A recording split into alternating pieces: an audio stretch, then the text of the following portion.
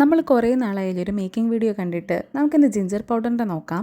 നമ്മൾ ഫ്രഷ് ജിഞ്ചറാണ് വാങ്ങുന്നത്. അത് നമ്മൾ നന്നായിട്ട് അതിൻ്റെ അഴുക്കെല്ലാം കളഞ്ഞ് സ്കിന്ന് കളഞ്ഞ് നമ്മൾ നന്നായിട്ട് വാഷ് ചെയ്യും. 2-3 ടൈംസ് വാഷ് ചെയ്യും.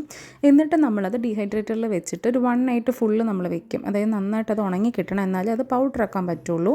നെക്സ്റ്റ് ഡേ നമ്മളത് ഗ്രൈൻഡ് ചെയ്ത് പൗഡർ ആക്കിയിട്ട് പാക്ക് ചെയ്യുകയാണ് ചെയ്യുന്നത്. എനിക്ക് ആ വിഷ്വൽസ് മിസ്സായിട്ടുണ്ട്. ഇതാണ് നമ്മുടെ ഒരു മേക്കിംഗ് പ്രോസസ്സ്. ജിഞ്ചർ പൗഡറിൻ്റെ ഫുള്ളി മാനുവലിയാണ് നമ്മൾ ചെയ്യുന്നത്. ചെറിയ ചെറിയ ബാച്ചസ് ആയിട്ടായിരിക്കും ചെയ്യുക. അതുകൊണ്ട് തന്നെ അത്രയും കെയർഫുള്ളായിട്ടാണ് നമ്മൾ ചെയ്യുന്നത്. പിന്നെ ഇതിൻ്റെ യൂസേജ് പറയുവാണെങ്കിൽ ആക്ച്വലി ഇതെനിക്ക് ഭയങ്കര യൂസ്ഫുൾ ആയിട്ടുള്ള പ്രൊഡക്റ്റാണ്. ഒരുപാട് കിച്ചൺ ടൈം നമ്മുടെ സേവ് ചെയ്യും. നിങ്ങൾക്ക് എല്ലാ കറികളിലും ഒക്കെ ഡയറക്റ്റ് യൂസ് ചെയ്യാം. ചുക്കാപ്പി ഉണ്ടാക്കാം, ഈവൻ ചായ വരെ നമുക്കിതിൽ ഉണ്ടാക്കാം. ഇത് വെച്ചിട്ട് ഉണ്ടാക്കാം, ഒരു ജിഞ്ചർ ടീ ആയിട്ട് ഉണ്ടാക്കാം. അങ്ങനെ ഒരുപാട് യൂസ്ഫുൾ ആയിട്ടുള്ള പ്രൊഡക്റ്റാണ്. അപ്പോൾ എല്ലാവരും ഇത് യൂസ് ചെയ്യണം.